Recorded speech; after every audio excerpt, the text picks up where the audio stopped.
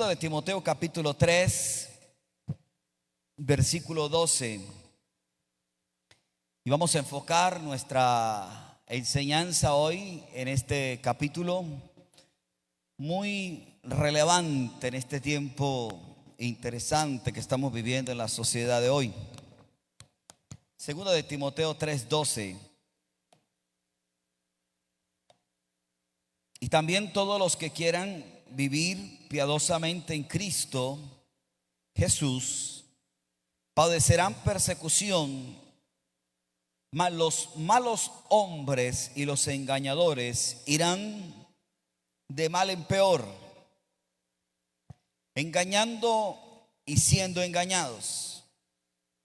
Pero tú persiste en lo que has aprendido y te persuadiste sabiendo de quién has aprendido.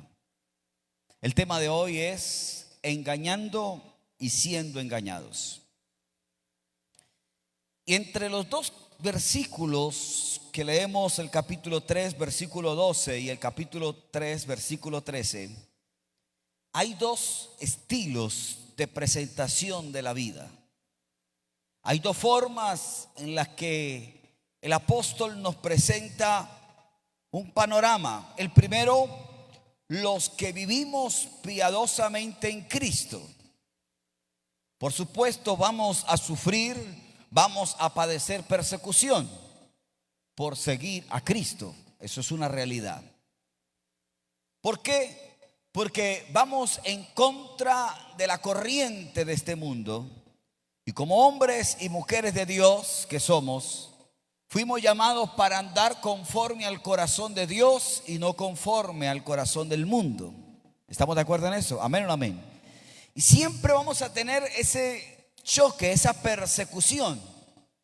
Es decir, cada vez que usted sea luz en medio de las tinieblas, va a ser rechazado por las tinieblas. Cada vez que usted trate de mostrar su vida íntegra de santidad ante los demás, diciendo con su conducta que hay una mejor forma de vida, vamos a ser asediados, vamos a ser aún avergonzados por aquellos que en el versículo 13 Pablo nos presenta: los malos hombres y los engañadores irán de mal en peor. Pero usted me dirá, en el primer versículo nos habla de persecución y en el segundo es que le va a ir mal. Es que la persecución que vamos a vivir nosotros diaria será por causa de Cristo y la recompensa es la vida eterna.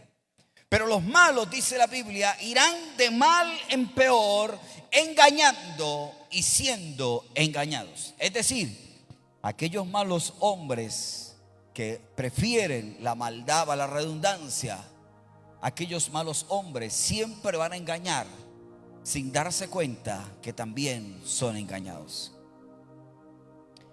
El error, el vicio, la maldad hoy está siendo muy normal en la sociedad. Es más, desde nuestros lugares, desde nuestros púlpitos, se está predicando un evangelio egoísta, un evangelio lleno de muchos sueños. ¿Cómo lograr los sueños? ¿Cómo lograr tener un carro, una casa? ¿Cómo lograr tener esto, tener aquello? Y se nos ha olvidado que el enfoque de nosotros como iglesia es hablar de Dios y que la gente pueda conocer al Señor en su esencia, en lo que Él es. ¿Está aquí conmigo o no? Y nosotros no valemos por lo que tenemos, valemos mucho porque Dios nos rescató de las tinieblas a su luz admirable. ¿Cuántos le dan un aplauso al Salvador que nos ha dado vida y vida en abundancia? Pero levante ese aplauso con fuerza, vamos. Permítame darle una antesala a esto. Y la Biblia habla de los aprobados y habla de los desaprobados. Y los aprobados, dice Pablo, preséntate ante Dios como hombre aprobado. Los que queremos ser aprobados por Dios, vamos a vivir tiempos peligrosos con el llamado de este tiempo de agradar a Dios. porque Él fue el que nos llamó. El aprobado tiene siempre oposición. El aprobado por Dios siempre quiere ser atacado, porque el enemigo dice que nos ha llamado como un objetivo número uno, porque nosotros vamos a hacer luz en medio de las tinieblas. El segundo grupo es los desaprobados. Son gente peligrosa, dice la Biblia, gente engañadora, en las cuales se incrementa la maldad cada día. Por favor, retenga esa palabra en su mente. Incremento de la maldad cada día. Ahora bien, ¿quiénes éramos nosotros? Usted me dirá, pastor, no, yo soy un santo. Mira, ya me quitaron las alas para poder venir al culto. Pero bueno, ¿quiénes éramos? Tito capítulo 3, versículo 3. Acompáñame a esta cita bíblica, Tito 3, 3. Y allí hay un horizonte, hay un panorama, hay una radiografía. ¿Quién era Carlos Ferreira? ¿Quién era Jader? ¿Quién era Valeria? ¿Quién era Edil Luna? ¿Quién era Hermi Betancourt? Y dice, debes saber esto. 3:3 de Tito. Porque nosotros también éramos. Repita conmigo, éramos. ¿Cómo? Pero con rabia para que los que están en la casa nos escuchen. ¿Cómo? Éramos, no somos. En otro tiempo éramos, ¿qué éramos? Rebeldes. Nos hablaban de Cristo y nos daban mal genio, ¿verdad que sí? Rebeldes. Éramos en otro tiempo extraviados. ¿Qué éramos en otro tiempo? Tito 3:3. Esclavos de malos deseos y deleites diversos. Vivíamos en malicia, en envidia.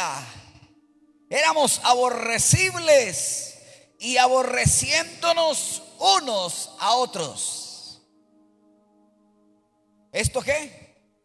Éramos. Usted y yo éramos, versículo 4. Y note que la Biblia, si usted ponga su mirada en su Biblia, por favor, ponga su mirada en su Biblia. El versículo 3, regresámonos al 3.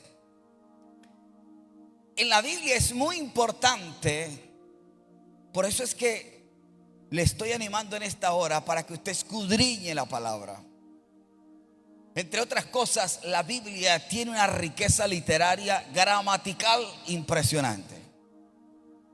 Y en la gramática, cada artículo, cada sustantivo, cada frase tiene una explicación.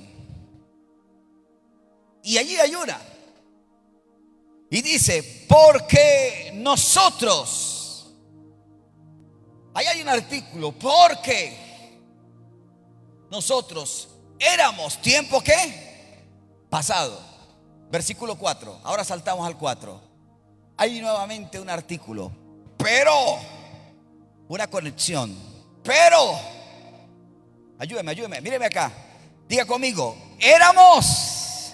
Nada, pero míreme a mí, no me mire eso tan feo. Míreme acá, otra vez, diga conmigo, éramos. Pero ahora, ¿quiénes somos? Dice la Biblia, versículo 4. Se manifestó la bondad de Dios. ¿Cuántos dicen amén?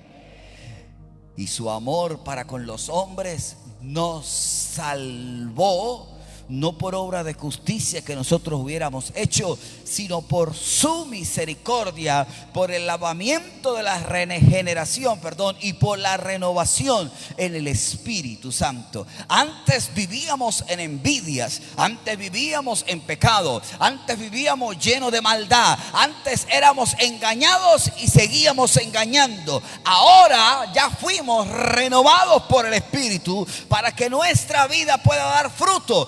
por eso nosotros somos del grupo de los aprobados y no de los desaprobados. Por eso usted está en esta hora aquí escuchando la palabra, para que escuche lo que Dios te dice. Es tiempo de levantarte. Es tiempo de decirle a alguien en la tierra que Cristo manifestó su bondad, su amor para nosotros. Y ya no somos esclavos del pecado, mis amados. Ahora somos libres por la gracia del Señor. ¿Cuántos dicen amén a eso? Escúcheme esto. Levante el aplauso si quiere hacerlo fuerte al Señor. Pero escúcheme esto. El desaprobado siempre va a justificar su pecado, pero el aprobado siempre se esconderá detrás de la cruz del Señor. Ahora, ¿cuál es el panorama que estamos viviendo? Y segunda de Timoteo 3, versículo 1. Segunda de Timoteo 3, 1. ¿Dónde está Joy? Se lo llevó el Señor. Joy. Segunda de Timoteo 3, 1. Note lo que dice. Si usted tiene su Biblia, concentre su mirada en su Biblia. También debe saber esto, que en los postreros días vendrán tiempos mejores. ¿Cuántos dicen amén? ¿Sí dice así?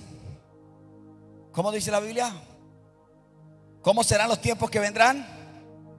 No, hermano, pero con rabia. ¿Cómo serán los tiempos que vendrán?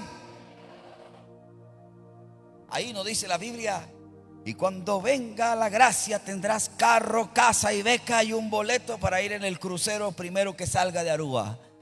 Vendrán tiempos peligrosos. Siga conmigo leyendo.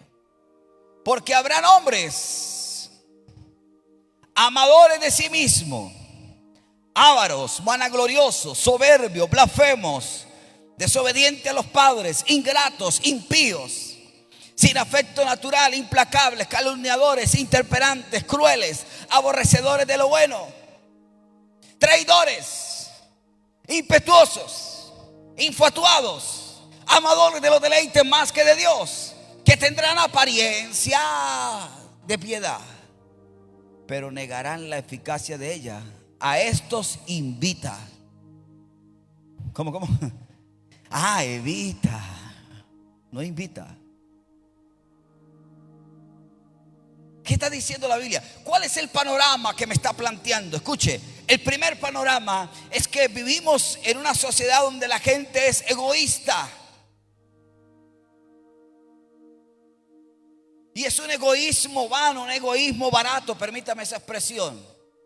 Gente que tiene un excesivo amor por sí mismos y buscan su bienestar propio. Una sociedad donde el individualismo ha sido promovido por todas las redes sociales, donde ya no recibimos nada por gracia, sino con mis propios esfuerzos. Y el egoísta es una persona que es que es avaro. Una persona que es vanaglorioso, una persona que es soberbia, una persona que es blasfema, una persona que es desobediente a los padres, una persona egoísta, es una persona ingrata. La Biblia lo llama un impío. Santiago estuvo estos días por aquí en Sagún. Capítulo 3, versículo 16, y nos dejó escrito algo. Porque déjeme decirle algo, que este libro es el periódico de ayer, antier, hace 20 años. Y es el periódico de mañana. Todo lo que pasó estaba escrito aquí. Y todo lo que va a pasar está escrito aquí. Por eso es que nosotros amamos la palabra de Dios. ¿Cuántos dicen amén? ¿Cuántos aman la palabra de Dios? Entonces Santiago sabía lo que iba a pasar en este tiempo con la gente egoísta. Y en el capítulo 3, versículo 16, Santiago dijo: porque donde hay celos y contención, hay perturbación y toda obra perversa. Es decir, cuando hay egoísmo, esa generación no podrá conocer realmente a Dios. Es una generación egoísta donde no interesa lo demás, Yo tengo mis derechos, yo exijo mis derechos, no importa lo demás. Una generación egoísta, cuando un niño va en una ambulancia, va en un proceso de tratar de salvarle la vida, le ruegan por favor abran espacio, necesitamos llevar a este niño a aquel centro médico, a aquella ciudad. No vamos a abrir, aquí tenemos que defender. El niño muere, es una noticia inmensa.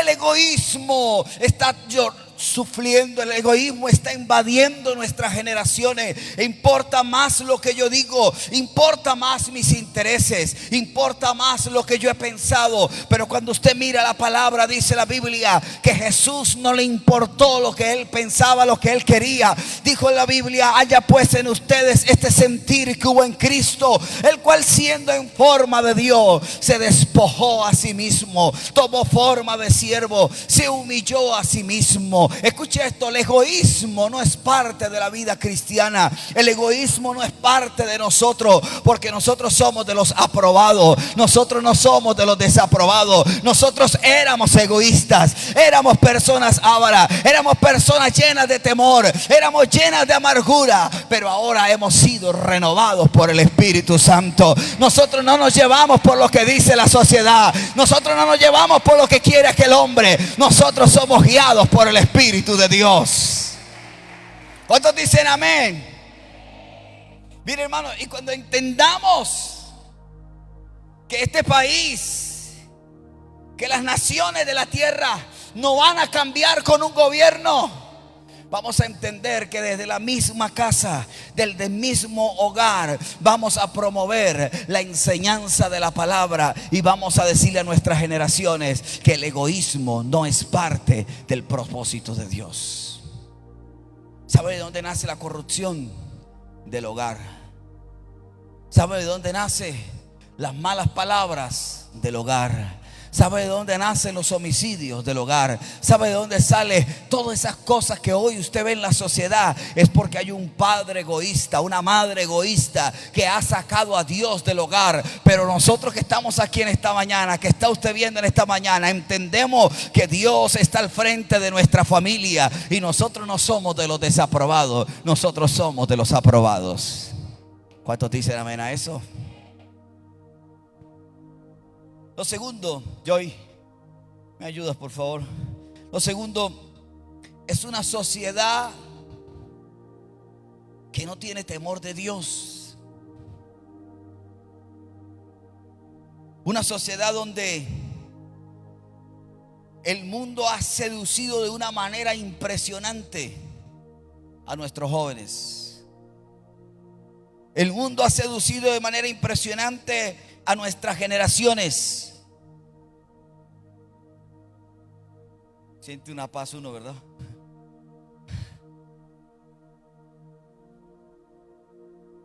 Y esa falta de temor de Dios está llevando a que hoy en las redes sociales se blasfeme del nombre del Señor.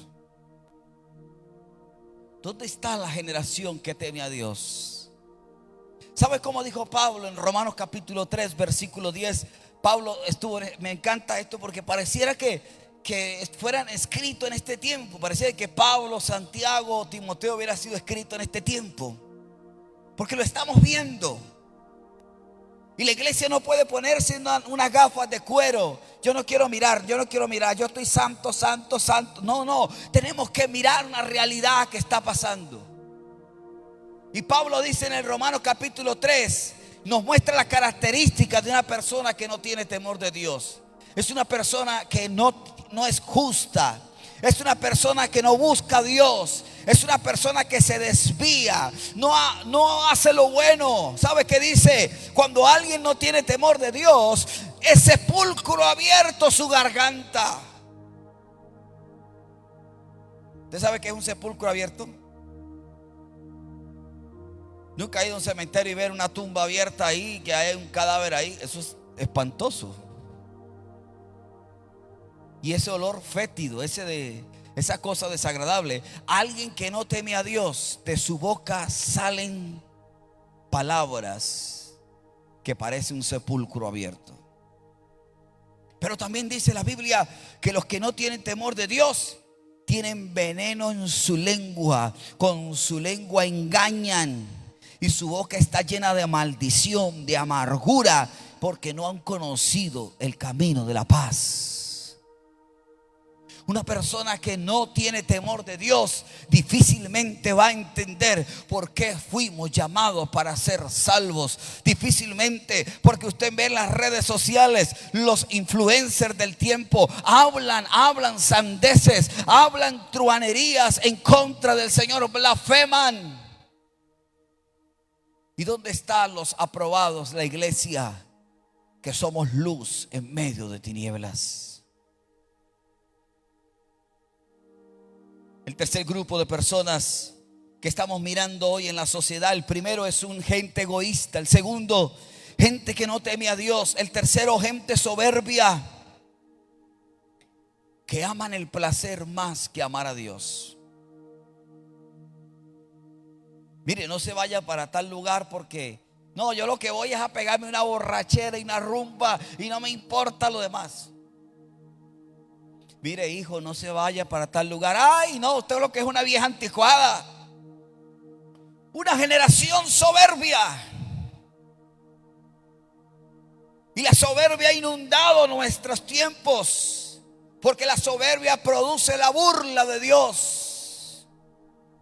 La soberbia produce desobediencia, rebeldía a los padres.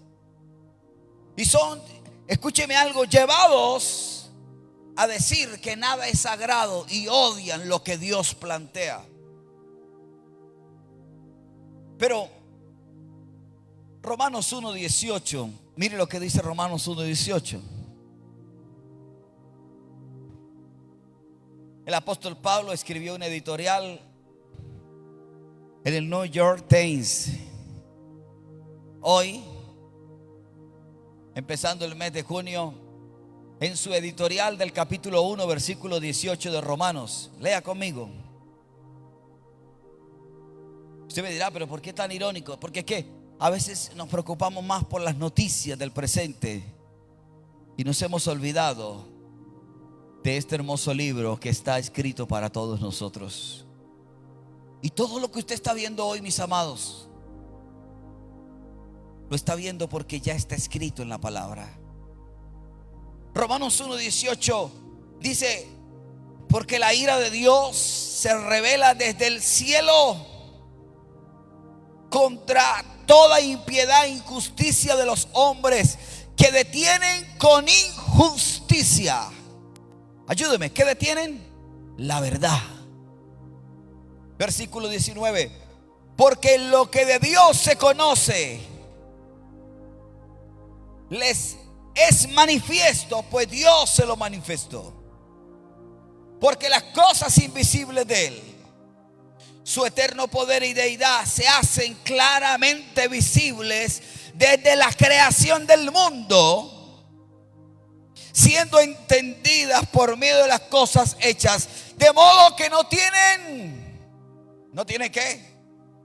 Ayúdeme, que no tienen qué. Versículo 21.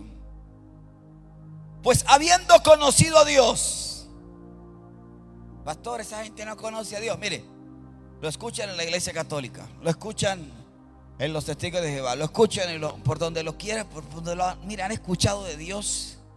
Y la Biblia está escrita, es el libro más vendido de la historia, las aplicaciones más descargadas de la historia en Play Store y en el de iPhone, no sé cómo se llama. Y usted lo ve y la Biblia está por todos lados, está planteada. Que alguien diga que no conoce a Dios o no ha escuchado de Dios, no hay excusa. Versículo 21 entonces: habiendo conocido a Dios, no le glorificaron como a Dios. Miren lo que está pasando en esta generación. Y no le dieron gracias, sino que se envanecieron en sus razonamientos, y su necio corazón fue ¿qué? Entenebrecido. Profesando ser sabios, se hicieron ¿qué? Necios. Versículo 23: cambiaron la gloria del Dios incorruptible en semejanza de imagen de hombre corruptible, de aves, de cuadrúpedos, de reptiles, por lo cual también Dios los entregó a la inmundicia en la concupiscencia de sus corazones, de modo que deshonraron entre sí sus propios cuerpos, ya que cambiaron la verdad de Dios por la mentira, honrando y dando culto a las criaturas antes que al Creador, el cual es bendito por los siglos de los siglos. Amén. Eso es lo que está pasando, hermana Gloria. Eso es lo que está pasando, hermana Luz. Eso es lo que está pasando, iglesia. Y si usted sigue leyendo el capítulo 18, encuentra lo que usted ve hoy, la ideología de género. Ya Pablo había hablado de eso.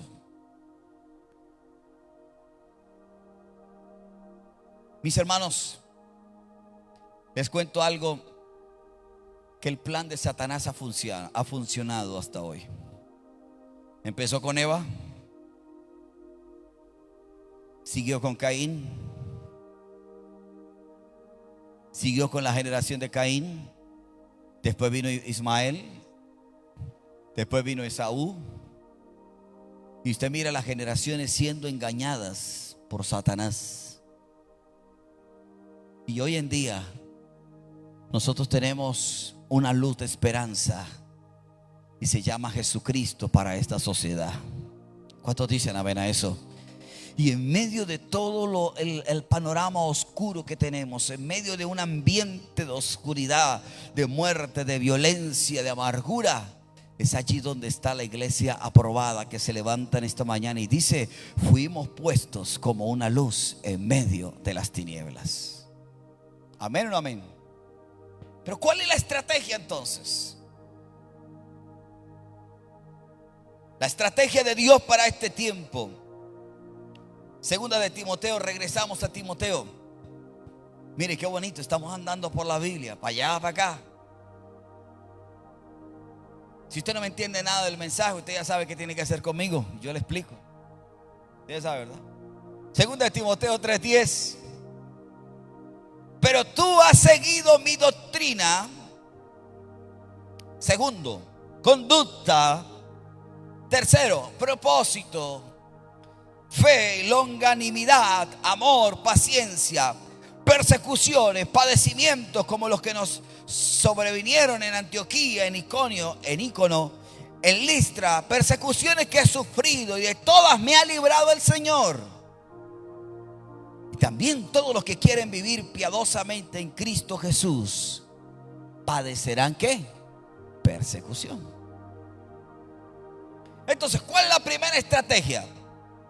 La primera estrategia es enseñar la palabra a nuestras generaciones. Qué bonito que podamos dedicar horas, y no porque me toque sacar un bosquejo, o me toque sacar un sermón, me toque predicar, no, sino que nuestro afán sea constante en aprender la palabra.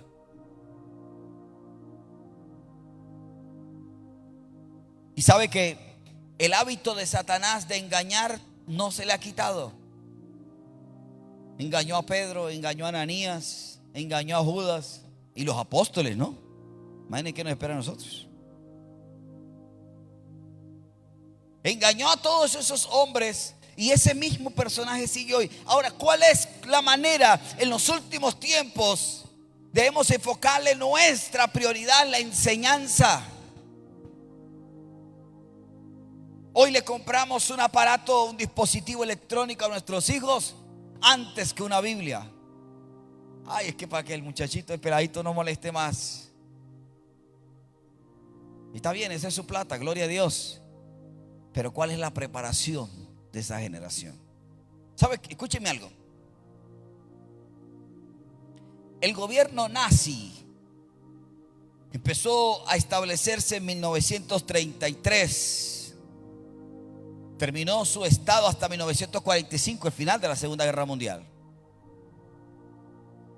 Pero el nazismo no comenzó en un gobierno. El nazismo comenzó en las filas, en lo más interno. Un hombre se llenó de amargura y dijo: yo tengo que vengar a mi Alemania querida. y escribió un libro que dice: mi lucha.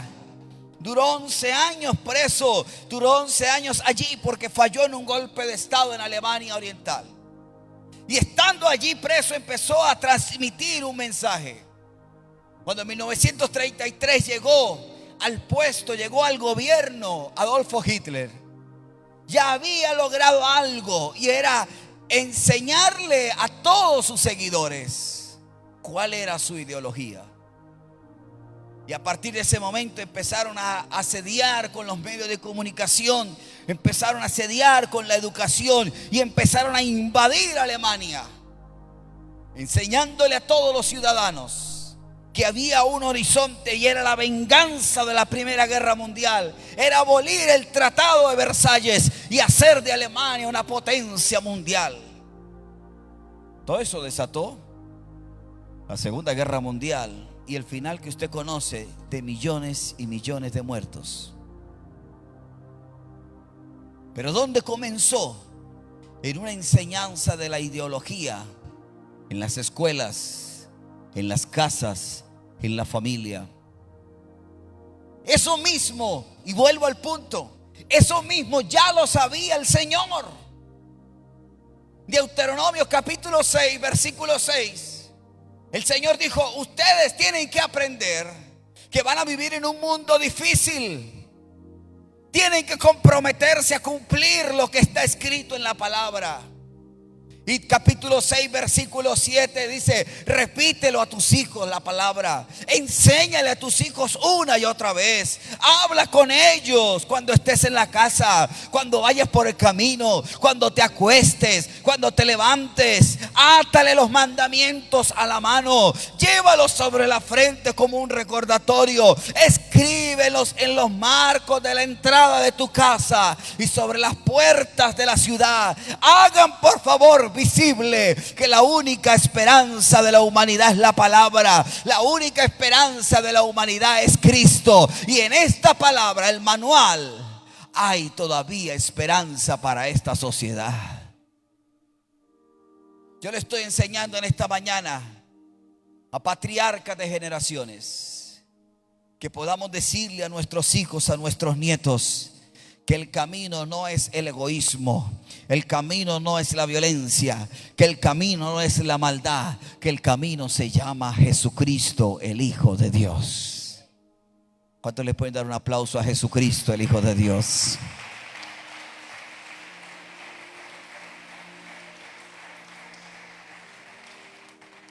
La segunda manera es nuestra conducta. Y hemos espiritualizado, ojo con esta palabra, hemos espiritualizado nuestra manera de ser, que decimos: no, yo soy fiel a Dios por dentro. Y el niño le dice: pero mamá, usted es cristiana, ¿y por qué suelta esas palabras tan groseras? No, mijo, yo por dentro es que soy temerosa de Dios.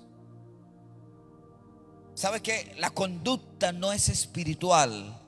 La conducta debe ser externa en el cristiano. Y estamos en un tiempo donde la manera en cómo nosotros nos comportamos es que nuestros hijos van a aprender.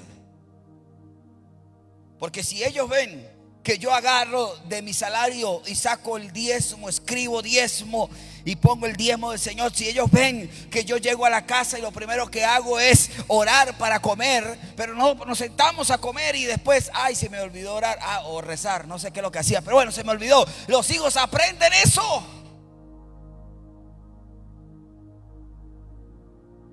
Y a mí nunca se me olvida cuando me sentaba yo a comer y en ese hambre que llegaba del colegio, del liceo, me sentaba y pegaba esa cucharada de comida sabrosa de mi mamá. Mire, ese golpe aquí, hermano, me producía un dolor de cabeza de 3 días. Usted no es un perro, usted es un animal. Dele gracias a Dios primero. Bueno, sí, señora. Pero ese golpe era, hermano. Pero hoy no, nuestros hijos. ¿Qué más? Una generación malagradecida. Y no nos hemos dado cuenta que el alimento que estamos comiendo es solo por la gracia del Señor. Pero ¿en dónde nace eso? En la conducta de nosotros como padres. ¿Está aquí conmigo? Dígame amén o ayayay. Y mire lo que Dios derramó. Nos vamos acomodando para ir terminando.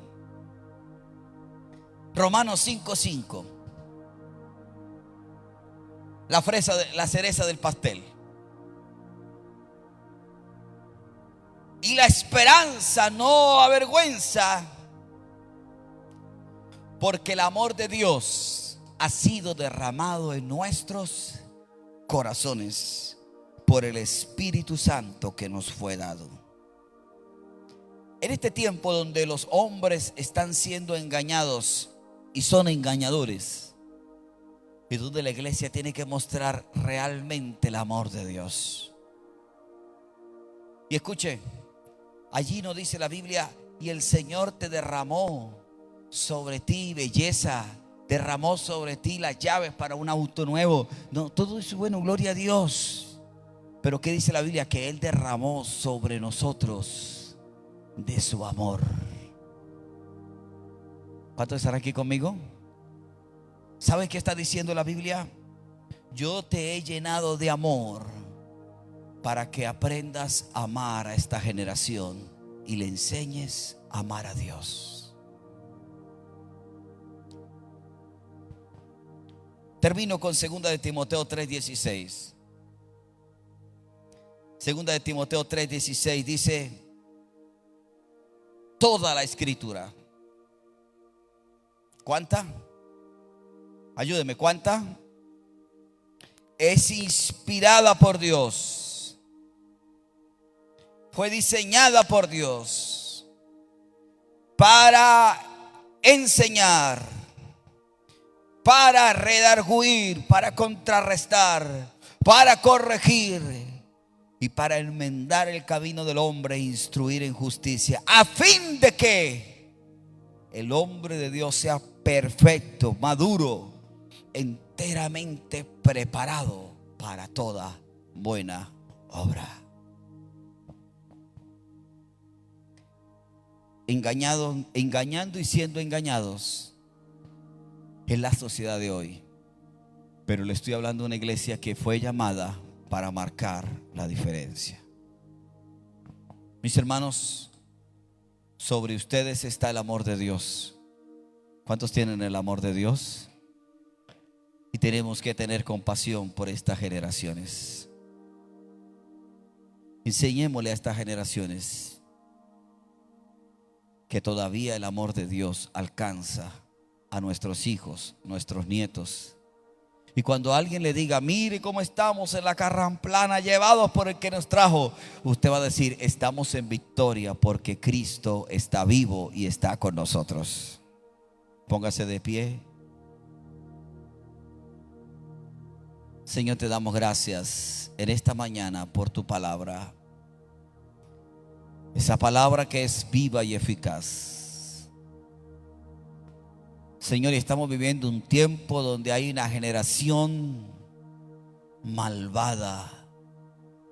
Una generación, Señor, tal vez que ha perdido la sensibilidad. Una generación egoísta, sin temor de Dios. Una generación soberbia, que han puesto lo sagrado a un lado para disfrutar de lo pagano. Pero también en este tiempo hay una generación de gente aprobada. Y estamos en esta mañana aquí, Dios, esta generación que vamos a llevar tu palabra por muchos rincones y decirle a nuestras generaciones que todavía hay esperanza. Porque antes éramos, pero ahora sí hemos sido renovados por el Espíritu Santo. En Cristo Jesús te damos gracias. Amén y amén. Bendiciones en Cristo.